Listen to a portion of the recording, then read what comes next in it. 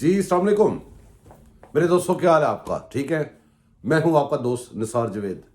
तो बात करते हैं हम आज कि यूं तो घबरा के कहते हैं कि मर जाएंगे, यूं तो घबरा के कहते हैं कि मर जाएंगे, मर के भी चैन ना पाया तो किधर जाएंगे। खान साहब ने बड़ी अत उठाई हुई थी, जिसको पंजाबी में कहते हैं अत चुकी सी, कि समलियत तोड़ देंगा तो मैं इथों बाहर निकल जाऊंगा, मैं इस्तीफे दे देंगा। मतलब कि घबरा के कहते पे ਅਸੀਂ ਮਰ ਜਾਈਏ ਤੇ ਮਰ ਕੇ ਵੀ ਚੈਨ ਨਾ ਪਾਏ ਤਾਂ ਕਿੱਧਰ ਜਾएंगे। ਭਾਈ ਜੀ ਹੁਣ ਮਸਲਾ ਹੈਗਾ ਕਿ ਤੁਹਾਡੇ ਬੰਦੇ ਤੇ ਰੁਲਦੇ ਫਿਰਦੇ ਨੇ ਬਾਹਰ, ਉਹ ਤੇ ਆ ਕੇ ਕਹਿ ਰਹੇ ਨੇ ਜੀ ਅਸਤੀਫੇ ਸਾਡੇ ਵਾਪਸ ਕਰੋ, ਸਪੀਕਰ ਦੇ ਪਿੱਛੇ ਪਿੱਛੇ ਮਿੰਨਤਾਂ ਕਰਦੇ ਫਿਰਦੇ ਨੇ। ਖੈਰ ਕਿੱਸਾ ਮੁਕਸਰ ਹੈਗਾ ਕਿ ਜਨਾਬ ਪਹਿਲੇ 35 ਅਸਤੀਫੇ ਐਕਸੈਪਟ ਕਰ ਲਏ ਗਏ, ਜਿਨ੍ਹਾਂ ਵਾਸਤੇ ਰੋਜ਼ ਦਿਹਾੜੀ ਇਹਨਾਂ ਨੂੰ ਅੱਤ ਚੁੱਕੀ ਸੀ ਕਿ ਵੀ ਇਸ ਮਨਜ਼ੂਰ ਕਰੋ ਕਰ ਲਏ ਗਏ। ਫਿਰ ਉਸ ਤੋਂ ਬਾਅਦ 35 ਕੀਤੇ ਗਏ। ਅੱਜ ਵੀ ਮੇਰਾ ਖਿਆਲ 43 ਕੋ 45 ਅੱਜ ਵੀ ਇਸਤੀਫੇ ਮਨਜ਼ੂਰ ਕਰ ਲੈਣੇ। ਉਹਦਾ ਫਸਾਦੀਆਂ ਦਾ ਕੌਮੀ ਸਮਝਦੇ ਜੋ ਸਫਾਇਆ ਹੋ ਗਿਆ। ਪਾਕਿਸਤਾਨੀ ਕੌਮ ਨੂੰ ਮੁਬਾਰਕ ਹੋਵੇ। ਮੈਂ ਬੜੇ ਅਰਸੇ ਤੋਂ ਇੱਥੇ ਜੋ ਪ੍ਰੋਗਰਾਮ ਕਰਨੇ ਆ, ਬੈਠ ਰਹੇ ਆ, ਗੱਪਸ਼ਪ ਕਰਨੇ ਆ, ਮੈਂ ਤੁਹਾਨੂੰ ਗੱਲ ਕਹਿਣਾ ਹੁੰਦਾ ਕਿ ਹੁਣ ਜਿਸ ਜਗ੍ਹਾ ਤੇ ਗੱਲ ਪਹੁੰਚ ਗਈ ਹੈ, ਜਾਂ ਹੁਣ ਪਾਕਿਸਤਾਨ ਰਹੇਗਾ ਤੇ ਜਾਂ PTI ਰਹੇਗੀ, ਕਿਉਂਕਿ PTI ਫਸਾਦੀ ਜਮਾਤ ਹੈ। फसाद बिल अर्ज फलाना ली, और फसादी ਨੂੰ अल्लाह ताला की ज़ात भी माफ़ नहीं करती तो पसंद नहीं करती। सब तो बड़ा जुर्म इस कायनात ਦੇ ਵਿੱਚ फसाद पैदा करना है। तो फसादी ने देखो, तुसी खुद मंग रहे सी कि असीफे कबूल करो, खुद मंग रहे सी असम्बली तोड़ने, उस तो बाद वो भी मतलब कि खुश हो रहे होते तो भी उन्होंने तो मैं लोगों को कर रहे हैं। इन्हें एक गू का टोकरा भर के सिर ते रखा सी। पंजाबी ਦੇ ਸੌਖੀ ਗੱਲਾਂ ਕਰਨੇ ਅਸੀਂ, ਛੱਡੋ ਪਰੇ उर्दू ਵਾਲੀ ਗੱਲਾਂ। उर्दू का प्रोग्राम मेरे दोस्त कहते ने कराया करिए, तुम इंज बर्दाश्त कर लिया करो, कभी उर्दू में बात कर लेंगे, कभी पंजाबी में बात कर लेंगे। इस तरह सादे तरीके से हम बात करते जो सबको समझ लगे। जिस तरह पंजाबी आपको समझ नहीं लगती उर्दू वालों को, इस तरह कई बंदे पंजाबी हैं उनको उर्दू की समझ सही नहीं पूरी लगती। इसलिए मैं दोनों तरफ बात कर देता हूँ। गंद का टोकरा सर पे उठा के फिर रहा था इमरान खान। पहले इसको बंदे मिल जाते थे किसी न किसी के सर पे फेंकने के लिए, जो भी आया उसके सर पे टोकरा फेंक दिया, उसके पीछे पड़ गए, सबको कहा इसके पीछे लग जाओ। पहले इसने हाथ सीधा किया फौजियों के ऊपर। वो था बाजवा था इनका यार, वो था अंडरस्टैंडिंग, म्यूचुअल अंडरस्टैंडिंग के साथ ये बात कर रहे थे। एक दूसरे उसको बताया था कि मैं ये मुद्दा तेरे ऊपर डालूंगा ताकि लोग शक भी ना करें हमारे ऊपर कि हम मिले हुए हैं। वो करते करते जब वो बाजवा चला गया, इसने सोचा कि यही इस गाड़ी का स्टीयरिंग चलते, वो गाड़ी रवा की हुई है तो दूसरे के ऊपर मोड़ देना दूसरी साइड पे। वहां से बहुत बड़े बड़े जूते भी, बूट छोटे छोटे नहीं, बड़े बड़े बूट नजर आए इसको। तो बुज़दिल बहुत बड़ा है, डरपोक बहुत ज्यादा है, क्योंकि ये तो किराए का टट्टू है। तो पीछे से डिमांड आती है भी काम करो हमारा, इससे काम पूरा होता नहीं है। खैर ये टोकरा लेके फिर रहा था, सियासतदानों पे फेंकता था। सियासतदान तो आती हैं पहले टोकरा फेंकने, फायदा नहीं होता था। ये वहाँ टोकरा फेंकने जाता था जहाँ पे कोई असर भी हो, कुछ सरकारी ऑर्गन हो गवर्नमेंट का। तो भाई जी इन्हों लभ्या इलैक्शन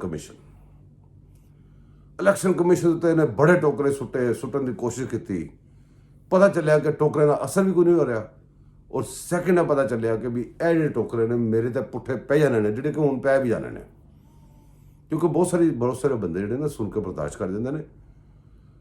तो बहुत सारे बंदे ने एक चपेड़ मारो 10 चपेड़ा मारते हैं। वो एक सरकारी एक स्टेट का एक ऑर्गन है इलैक्शन कमीशन।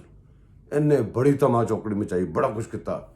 उन्होंने दिनों जिन्होंने बाजवे को गालां कट रहे थे नाल इलैक्शन कमीशन कटता है। क्यों? ताकि इलैक्शन कमीशन सोचा, लोग सोचा जो बाजवे ने बख्शदा है तुहानूं बख्शेगा। फिर बाजवा चला गया, पिछों रह गया इलैक्शन कमीशन कर ला। इन्हें बड़े प्रैशर पाए। उस तो बाद इन्हें कोटा के जोड़े बंद को केस लगते थे, हाली वो शहबाज गिल, वो चूड़ा जहा बंदा, उनके केस जिन्होंने को केस लगे उन्हें जमानत ले ली, उस जेबा चौधरी, उन्हें चढ़ाई करती, टोकरा उन्हें सुट्टन की कोशिश की। वो करते जनाब टोकरा लैके फिरदा रहा। जिथे भी इन्हें सुट्टन की कोशिश की, इन्हें पता लगा कि चपेड़ा पैन गई। अगों वो टोकरा एक सुटांगा, 10 टोकरे मेरे सिर ते सुटणगे। तो जिथे अगों जवाब मिले उत्थों तो भाई जी नहीं खलोंदा, उत्थों दौड़ ला जाता है। खैर टोकरा चुक के फिर रहा सी। ਤੇ ਫਿਰਦੇ ਫਿਰਦੇ ਇਹਨੂੰ ਲੱਭ ਗਿਆ ਮੋਹਸਨ ਨਕਵੀ ਕਿ ਜੇ ਮੋਹਸਨ ਨਕਵੀ ਦੀ ਸੁਰਦੀ ਟੂ ਲੇਟ ਸੀ। ਟੋਕਰਾ ਬੰਦ ਗੰਦ ਮਾਰ ਗਿਆ ਸੀ, ਉਹ ਪਿਘਲ ਪਿਘਲ ਕੇ ਸਾਰਾ ਦੇ ਉੱਤੇ ਆ ਚੁੱਕਿਆ ਸੀ। ਮੋਹਸਨ ਨਕਵੀ ਦੇ ਪਿੱਛੇ ਲੱਗਾ, ਕੋਸ਼ਿਸ਼ ਕਰ ਰਿਹਾ, ਕਰ ਦੇਖੇ। ਤੁਸੀਂ ਦੇਖੋ ਜਦੋਂ ਇਹ ਫਰਕ ਹੋ ਕੇ ਉੱਥੋਂ ਆਇਆ ਨਾ, ਉੱਥੋਂ ਨੂੰ ਚਪੇੜਾ ਮਾਰ ਕੱਢਿਆ ਗਿਆ। ਫਿਰ ਇਹ ਕਦੀ KP ਕੇ ਨੱਸ ਰਿਹਾ, ਕਦੀ ਲਾਹੌਰ ਆ ਰਿਹਾ, ਆਪਣੀ ਹੁਕੂਮਤਾਂ ਚੇਂਜ ਕਰਾ ਰਿਹਾ। ਉਹ ਜਿਹੜੀਆਂ ਹੁਕੂਮਤਾਂ ਦੇ ਢਾਲ ਬਣੀਆਂ ਸੀ, ਸ਼ੇਖ ਚਿਲੀ ਦੀ ਸਟੋਰੀ ਸੁਣੀ ਹੈ ਨਾ, ਸ਼ੇਖ ਚਿਲੀ ਦੀ, ਜਿਸ ਟਾਹਣੀ ਤੇ ਬੈਠ ਕੇ ਉਸੇ ਟਾਹਣੀ ਨੂੰ ਕੱਟਣ ਵਾਲੀ ਗੱਲ ਹੈ। ਲੋ ਜੀ, ਉਸੇ ਟਾਹਣੀ ਤੇ ਬੈਠਾ ਸੀ, ਉਸੇ ਪੰਜਾਬ ਹਕੂਮਤ ਦੇ ਕੋਲੋਂ ਉਹਨੇ ਪ੍ਰੋਟੈਕਸ਼ਨ ਲਈ ਸੀ ਤੇ ਉਸੇ ਪੰਜਾਬ ਹਕੂਮਤ ਦੀ ਅਸੈਂਬਲੀ ਤੋੜਤੀ, ਬਾਕੀ ਇਸਤੀਫਾ ਮਨਜ਼ੂਰ ਕਰਾ ਲਏ, ਰੌਲਾ ਪਾਤਾ ਹਰ ਪਾਸੇ। ਹੁਣ ਇਹਨੂੰ ਤੁਸੀਂ ਅਕਲਮੰਦ ਕਹੋਗੇ, ਇਹਨੂੰ ਕੋਈ ਲੀਡਰ ਕਹਿ ਸਕਦਾ, ਲੇਕਿਨ ਇਹ ਜਿਹੜੇ ਪੁਜਾਰੀ ਨੇ, ਜਿਹੜੇ ਹਵਾਰੀ ਨੇ, ਮੈਂ ਤੁਹਾਨੂੰ ਕਈ ਦਫਾ ਦੇਖਿਆ ਕਿਹਾ ਉਹ ਸਿਆਸਤਦਾਨ ਨਹੀਂ ਗਏ, ਉਹ ਫਾਲੋਵਰ ਨਹੀਂ ਗਏ, ਉਹਨਾਂ ਦਾ ਮਜ਼ਹਬੀ ਫਰੀਜ਼ਾ ਹੈ। ਉਹਨਾਂ ਨੂੰ ਪਿੱਛੋਂ ਰਬਵੇ ਤੋਂ ਆਰਡਰ ਆਉਂਦੇ ਨੇ, ਉਹਨਾਂ ਨੂੰ ਬਾਹਰੋਂ ਜਿਹੜਾ ਇੱਥੇ UK ਇਸਲਾਮਾਬਾਦ ਬਣਿਆ ਉੱਥੋਂ ਆਰਡਰ ਆਉਂਦੇ ਨੇ ਕਿ ਇਹ ਕੰਮ ਕਰਨਾ ਹੈ। ਤੇ ਉਹਨਾਂ ਦਾ ਨੈਟਵਰਕ ਬਹੁਤ ਵੱਡਾ, ਉਹਨਾਂ ਨੇ ਆਪਣੇ ਮਜ਼ਹਬ ਵਾਸਤੇ ਇੱਕ ਨੈਟਵਰਕ ਬਣਾਇਆ ਹੈ। ਉਹਦੇ ਹੈਡ ਆਫਿਸ ਤਲਾ ਬੀਬੀ ਚ ਵੀ ਨੇ ਤੇ ਸਾਰੀ ਦੁਨੀਆ ਇਹਨਾਂ ਨੂੰ ਬੜੇ ਫੈਲੇ ਨੇ ਤੇ ਬੜਾ ਪੈਸਾ ਲਾਇਆ, ਬਾਹਰੋਂ ਉਹਨਾਂ ਨੂੰ ਬੜੀ ਸਪੋਰਟ ਮਿਲਦੀ ਹੈ। ਉਹਨਾਂ ਬੰਦਿਆਂ ਨੇ ਸਾਰੀ ਉਹਨਾਂ ਨੇ ਬਣਾਇਆ ਤੇ ਹੋਰ ਮਕਸਦ ਵਾਸਤੇ ਸੀ, ਲੇਕਿਨ ਇਹਦੇ ਵਾਸਤੇ ਉਹਨਾਂ ਨੇ ਪੂਰਾ ਜ਼ੋਰ ਲਾਇਆ। ਐਡੇ ਤੁਹਾਨੂੰ ਸੋਸ਼ਲ ਮੀਡੀਆ ਤੇ ਬੈਠਦੇ ਇੰਨੇ ਸਾਰੇ ਬੰਦੇ ਲੱਭਦੇ ਨੇ ਨਾ, ਯਕੀਨ ਕਰੋ ਇੰਨੇ ਸਾਰੇ ਨਹੀਂ ਹੈਗੇ, ਬਹੁਤ ਥੋੜੇ ਜਿਹੇ ਨੇ। ਇਹ ਹੁਣ ਇਹਨੇ ਅੱਜ ਇhtਜਾਜ ਕੀਤਾ ਜੇ, ਅਸਤੀਫਿਆਂ ਵਗੈਰਾ ਦੇ ਚੱਕਰ ਇhtਜਾਜ ਕੀਤਾ ਗਿਆ। ਅੱਜ ਜਨਾਬ ਸ਼ਫਕਤ ਮਹਿਮੂਦ ਵੀ ਉੱਥੇ ਗੱਲ ਸੀ ਜੇ, ਤੁਸੀਂ TV ਆਪਣੇ ਔਨ ਕਰੋ, ਗੌਰ ਕਰੋ, 35 ਬੰਦਿਆਂ ਤੋਂ ਵੱਧ ਹੋਣਗੇ ਇਹਨਾਂ ਦੇ ਬੰਦੇ ਇhtਜਾਜ ਕਰਾ ਲੈ, ਮੈਨੂੰ ਫੜ ਲੈਣਾ। ਹਾਲੇ ਅਸਤੀਫੇ ਇਹਨਾਂ ਦੇ ਮਨਜ਼ੂਰ ਜਿਹੜੇ ਕੀਤੇ ਨੇ 35 ਤੇ 35 70 ਹੋ ਗਏ, 43 ਜਾਂ 45 ਅੱਜ ਕੀਤੇ ਨੇ, ਇੱਥੇ 100 ਤੋਂ ਟੱਪ ਗਏ, ਲੇਕਿਨ ਬੰਦੇ ਇhtਜਾਜ ਕਰਨ ਵਾਲੇ 35 ਨੇ। ਅੰਦਾਜ਼ਾ ਕਰੋ ਕਿ ਅਸਤੀਫੇ ਜਿਹਨਾਂ ਦੇ ਮਨਜ਼ੂਰ ਹੋਏ ਨਾ, ਉਹ ਵੀ ਪੂਰਾ ਇhtਜਾਜ ਨਹੀਂ ਕਰ ਰਹੇ। ਹਾਲਾਤ ਇੱਥੇ ਤੱਕ ਇਸ ਬੰਦੇ ਤੇ ਪਹੁੰਚ ਗਏ, ਇਹਨਾਂ ਨੇ ਆਪੇ ਪਹੁੰਚਾਏ ਨੇ। ਐਡੇ ਯੂਥੀਏ ਬੈਠ ਕੇ ਸਾਨੂੰ ਗਾਲਾਂ ਗੁਲਾਂ ਕੱਢ ਰਹੇ ਨੇ ਸੋਸ਼ਲ ਮੀਡੀਆ ਤੇ। ਇਹ ਆਪਣਾ ਬੰਦੋਬਸਤ ਕਰ ਲੈਣ, ਆਪਣਾ ਬੰਦੋਬਸਤ ਪੂਰਾ ਕਰ ਲੈਣ, ਫਿਰ ਨਾ ਕਰਨਾ ਦੱਸਿਆ ਨਹੀਂ। ਇਹ ਤੁਸੀਂ ਜਿਹੜੇ ਇੱਥੇ ਇੰਨੇ ਲੋਕਾਂ ਨੂੰ ਤੁਸੀਂ ਗਾਲਾਂ ਕੱਢ ਚੁੱਕੇ ਜੇ, ਤੁਸੀਂ ਅਦਾਰਿਆਂ ਨੂੰ ਗਾਲਾਂ ਕੱਢ ਚੁੱਕੇ ਜੇ, ਤੁਸੀਂ ਝੰਡੇ ਸਾੜ ਚੁੱਕੇ ਜੇ, ਤੁਸੀਂ ਪਾਕਿਸਤਾਨ ਦੇ ਪਾਸਪੋਰਟ ਸਾੜ ਚੁੱਕੇ ਜੇ, ਤੁਸੀਂ ਇਮਰਾਨ ਖਾਨ ਤੋਂ ਇਲਾਵਾ ਹਰ ਬੰਦੇ ਨੂੰ ਬੁਰਾ ਕਹਿ ਚੁੱਕੇ ਜੇ, ਜੋ ਕੁਝ ਤੁਸੀਂ ਕਰ ਚੁੱਕੇ ਜੇ। ਮੈਂ ਤੁਹਾਨੂੰ ਗਰੰਟੀ ਦੇ ਰਿਹਾ, ਸਹੀ ਕਹਿ ਰਿਹਾ ਜੇ, ਕਿ ਤੁਸੀਂ ਸਾਰਿਆਂ ਨੇ ਭੁਗਤਣਾ ਜੇ। ਜਿਹੜੇ ਬੰਦੇ ਬਾਹਰ ਬੈਠੇ ਨੇ ਉਹ ਬੜੇ ਖੁਸ਼ ਹੋਏ ਨੇ, ਅਸੀਂ ਕਿਹੜਾ ਉੱਥੇ ਕਿਹੜਾ ਰਹਿੰਦੇ, ਅਸੀਂ ਕਿਹੜਾ ਉੱਥੇ ਜਨਾਬ ਯੂੰ ਫਲਾਂ, ਸਾਨੂੰ ਕਿਹੜਾ ਕੋਈ ਹੱਥ ਪਾ ਸਕਦਾ ਇੱਥੇ। ਹਾਂਜੀ ਭਾਈ ਜਾਨ, ਦੁਨੀਆ ਤਰੱਕੀ ਕਰ ਗਈ, ਪਾਕਿਸਤਾਨ ਵੀ ਬੜੀ ਤਰੱਕੀ ਕਰ ਲਈ ਜੇ। ਤੁਸੀਂ ਬੜੀ ਕੋਸ਼ਿਸ਼ ਕੀਤੀ ਸੀ ਪਾਕਿਸਤਾਨ ਨੂੰ ਪੱਥਰ ਦੇ ਜ਼ਮਾਨੇ ਤੱਕਣ ਦੇ, ਲੇਕਿਨ ਨਹੀਂ ਤੱਕ ਸਕੇ। ਪਾਕਿਸਤਾਨ ਵੀ ਤਰੱਕੀ ਕੀਤੀ ਹੈ, ਪਾਕਿਸਤਾਨ ਦੇ ਕੋਲ ਵੀ ਐਸੇ ਸਿਸਟਮ ਹੈ ਨੇ। ਤੁਸੀਂ ਜਦੋਂ ਵੀ ਜਾਓਗੇ ਨਾ, ਏਅਰਪੋਰਟ 'ਤੇ ਉਤਰੋਗੇ ਤੇ ਤੁਸੀਂ ਪਿੱਛੇ ਮਸਾਲਾ ਚੈੱਕ ਕਰ ਲਵੋ, ਉਹ ਆਰਾਮ ਨਾਲ ਆ ਕੇ ਜਿਹੜਾ ਬੰਦਾ ਚਾਹੀਦਾ ਹੁੰਦਾ ਲੈ ਜਾਂਦੇ ਨੇ, ਉਹ ਲੈ ਜਾਂਦੇ ਨੇ। ਉਹਦਾ ਸੌਫਟਵੇਅਰ ਕਹਿੰਦੇ ਨਾ ਅਪਡੇਟ, ਸੌਫਟਵੇਅਰ ਅਪਡੇਟ ਨਹੀਂ, ਉਹ ਸੌਫਟਵੇਅਰ ਵਿੱਚੋਂ ਉਂਝ ਹੀ ਕੱਢ ਦਿੰਦੇ ਨੇ। ਉਹ ਪੂਰੀ ਜਿਹੜੀ ਉਹ ਹੁੰਦੀ ਨਾ, ਪੂਰੀ ਮਸ਼ੀਨਰੀ ਉਹ ਹੀ ਕੱਢ ਕੇ ਬਾਹਰ ਰੱਖ ਲੈਂਦੇ ਨੇ। ਕਿਉਂ? ਤੁਸੀਂ ਮਸ਼ੀਨਰੀ ਕੱਢਣ ਦੀ ਕੋਸ਼ਿਸ਼ ਕੀਤੀ ਹੈ। ਜ਼ਾਤੀ ਹਮਲਿਆਂ ਤੋਂ ਸ਼ਾਇਦ ਨਾ ਕੁਛ ਕਹਿਣ, ਤੁਹਾਨੂੰ ਕਿਸੇ ਬੰਦੇ ਨੂੰ ਪਰਸਨਲ ਕੁਛ ਕਿਹਾ ਹੋਵੇ ਤਾਂ ਸ਼ਾਇਦ ਨਾ ਕਹਿਣ, ਲੇਕਿਨ ਸਟੇਟ ਦਾ ਜਿਹੜੀ ਤੁਸੀਂ ਅਟੈਕ ਕਰਦੇ ਜਾਂ ਸਟੇਟ ਦੇ ਅਦਾਰਿਆਂ ਦੇ ਜਿਹੜੇ ਅਟੈਕ ਕਰਦੇ ਨਾ, ਬਖਸ਼ਿਸ਼ ਨਹੀਂ ਹੈ। ਔਰ ਨਜਾਇਜ਼ ਗੱਲਾਂ ਜਿਹੜੀ ਕੀਤੀਆਂ ਨੇ, ਯਕੀਨ ਕਰੋ ਬਖਸ਼ਿਸ਼ ਨਹੀਂ ਹੈ। ਤੁਸੀਂ ਭੁਗਤਣਾ ਸਾਰਿਆਂ ਨੇ, ਔਰ ਅਸੀਂ ਦੇਖਣਾ ਹੈ। ਕਹਿੰਦੇ ਨਾ ਹਮ ਦੇਖेंगे, ਹਮ ਲਾਜ਼ਿਮ ਹੈ, ਹਮ ਵੀ ਦੇਖेंगे, ਉਹ ਵਾਲੀ ਗੱਲ। ਬਹਰਹਾਲ ਕਿਸੇ ਮੁਕਸਰ ਅੱਗੇ ਚਲੀਏ। ਗੱਲ ਹੈਗੀ ਕਿ ਭਾਈਜਾਨ, ਉਹ ਕੌਮੀ ਅਸੈਂਬਲੀ ਦੇ ਵਿੱਚੋਂ ਫਸਾਦੀਆਂ ਦਾ ਸਫਾਇਆ ਹੋ ਗਿਆ, ਹਰ ਚੀਜ਼ ਬੈਕ ਔਨ ਟਰੈਕ ਆ ਗਈ ਹੈ। ਹੁਣ ਰਹਿ ਗਿਆ ਮਸਲਾ ਜਿਹੜੇ ਇਹਦੇ ਸਹੂਲਤਕਾਰ ਨੇ ਉਹਨਾਂ ਦਾ। ਉਹ ਜਿਹੜੇ ਸਹੂਲਤਕਾਰ ਨੇ ਇਸ ਟਾਈਮ ਉਹ ਮੁਲਕ ਦੀ ਤਰੱਕੀ ਦੇ ਵਿੱਚ, ਮੁਲਕ ਦੀ ਸਾਰੇ ਪਾਸੇ ਜਾਨ ਛੁੱਟਣ ਦੇ ਵਿੱਚ ਰੁਕਾਵਟ ਨੇ।